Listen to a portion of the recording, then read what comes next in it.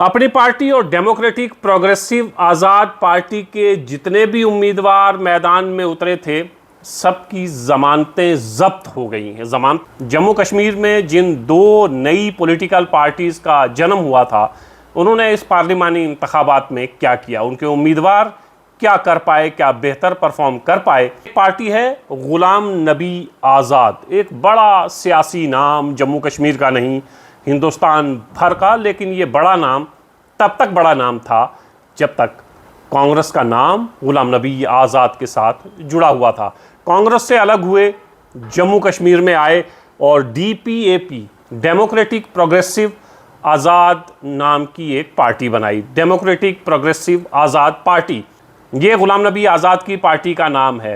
पहले ये ऐलान किया गया हिंदुस्तान भर में इलेक्शन लड़ेंगे, और फिर सिर्फ सिमट कर रह गए जम्मू और कश्मीर तक। जम्मू और कश्मीर में भी 5 पार्लिमानी सीटों पर अपना उम्मीदवार खड़ा नहीं कर पाए। राजौरी अनंतनाग से पहले ये कहा गया गुलाम नबी आज़ाद उम्मीदवार होंगे। ये कहा गया कि भारतीय जनता पार्टी की हिमायत के साथ राजौरी अनंतनाग से गुलाम नबी आज़ाद इलेक्शन लड़ेंगे, लेकिन ऐसा कुछ नहीं हो पाया। गुलाम नबी आज़ाद ने अपना नाम वापस लिया, क्योंकि एक बार उनकी पार्टी की जानिब से यह ऐलान हो चुका था। तो गुलाम नबी आज़ाद यहां से इलेक्शन नहीं लड़ते हैं, लेकिन अपना उम्मीदवार यहां से उतारते हैं। उस उम्मीदवार का क्या बना? दूसरी पार्टी है अपनी पार्टी, जम्मू कश्मीर अपनी पार्टी, जिसके सरबराह हैं अल्ताफ बुखारी। कहते थे सरकार आई तो एक एक का हिसाब लिया जाएगा। मैं एनडीए में जाने को तैयार हूं, बस एनडीए वाले हाँ तो करें।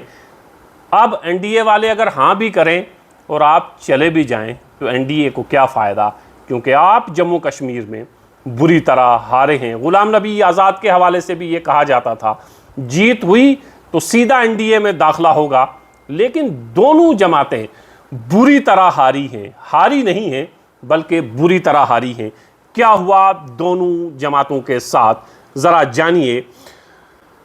अपनी पार्टी और डेमोक्रेटिक प्रोग्रेसिव आज़ाद पार्टी के जितने भी उम्मीदवार मैदान में उतरे थे, सबकी ज़मानतें ज़ब्त हो गई हैं। ज़मानतें ज़ब्त होना आप समझते हैं ना, कि एक वोट परसेंटेज है, उससे कम अगर आप वोट लेते हैं तो आपकी ज़मानत ज़ब्त हो जाती है। तो एक ज़माने में यह बड़ा तौहीन आमेज़ लफ्ज़ होता था कि किसी आदमी ने इलेक्शन लड़ा, भाई उसकी ज़मानत ज़ब्त हो गई है। वही ज़मानत ज़ब्त इस बार यहाँ गुलाम नबी आज़ाद की जमात के मेंबरान की भी हुई है जो इलेक्शन में थे, और अपनी पार्टी की भी। पार्टी के कैंडिडेट ज़फ़र इकबाल मनहास, जो राजौरी अनंतनाग पार्लिमानी सीट से इलेक्शन लड़ रहे थे बीजेपी की हिमायत के साथ, और अशरफ मीर जो श्रीनगर से इलेक्शन लड़ रहे थे, वहाँ भी बीजेपी की हिमायत थी, लेकिन वहाँ बीजेपी का इतना वोट नहीं है, राजौरी अनंतनाग में वोट था। तो दोनों उम्मीदवारों की, जो अपनी पार्टी के उम्मीदवार हैं, दोनों की ज़मानतें ज़ब्त हुई हैं। अब डेमोक्रेटिक प्रोग्रेसिव आज़ाद पार्टी, जिसके चेयरमैन, जिसके सरबराह गुलाम नबी आज़ाद हैं, former chief minister Jammu Kashmir, farmer health minister, और ना जाने क्या क्या, कितनी स्टेट्स ऐसी हैं जहां गुलाम नबी आज़ाद ने सरकारें बनाई, कांग्रेस को मजबूत किया, कांग्रेस ने इनको भी बहुत कुछ दिया। लेकिन गुलाम नबी आज़ाद का नाम सियासत के उफक पर तभी तक चमकता रहा जब तक कांग्रेस साथ थी। कांग्रेस से अलग हुए तो आसमान से सीधे ज़मीन पर। देखिए जम्मू कश्मीर में उम्मीदवार खड़े किए, उनका क्या हश्र हुआ। डेमोक्रेटिक प्रोग्रेसिव आज़ाद पार्टी के गुलाम मोहम्मद सरूरी, जीएम सरूरी, जो एमएलए रहे, मिनिस्टर रहे, बड़े ताकतवर लीडर हैं, उधमपुर से इलेक्शन लड़ रहे थे। मोहम्मद सलीम परे अनंतनाग से इलेक्शन लड़ रहे थे, और ये डिस्ट्रिक्ट डेवलपमेंट काउंसिल के मेंबर भी हैं। और आमिर भट्ट, ये श्रीनगर से इलेक्शन लड़ रहे थे। तो 3 उम्मीदवार गुलाम नबी आज़ाद ने मैदान में उतारे थे। जीएम सरूरी उधमपुर से, मोहम्मद सलीम परे राजौरी अनंतनाग से, आमिर भट्ट श्रीनगर से। और इन तीनों के साथ क्या हुआ? इन तीनों की ज़मानतें इस सीटों पर ज़ब्त हो गई हैं। तीनों की ज़मानतें ज़ब्त। गुलाम नबी आज़ाद के 3 उम्मीदवार मैदान में, तीनों की ज़मानतें ज़ब्त। अपनी पार्टी के 2 उम्मीदवार मैदान में, दोनों की ज़मानतें ज़ब्त। एक उम्मीदवार तो वो जिस उमर अब्दुल्ला को हराया है, और एक उम्मीदवार वो जो राजौरी अनंतनाग में लगता था कि तूफ़ान बरपा होगा।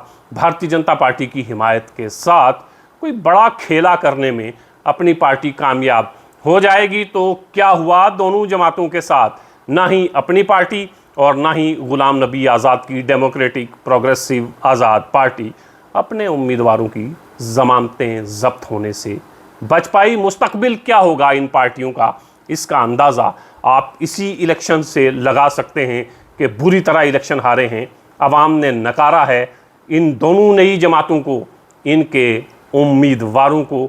असेंबली इलेक्शन में यही हाल रहा तो कुछ बेहतर की उम्मीद इन दोनों जमातों से नहीं की जा सकती। भारतीय जनता पार्टी की हिमायत है। भारतीय जनता पार्टी को अब सोचना पड़ेगा, जम्मू कश्मीर में अगर पार्टनर तलाश करना है तो फिर कोई ऐसा पार्टनर जो सरकार बनाने में जम्मू कश्मीर में इनकी मदद कर सके या इनकी मदद ले और वो सरकार बनाएं। इस इलेक्शन में इन पार्टियों का बुरा हश्र हुआ है जिनको भारतीय जनता पार्टी की हिमायत हासिल थी। भारतीय जनता पार्टी भी जम्मू कश्मीर में कोई बहुत बेहतर परफॉर्म नहीं कर पाई है।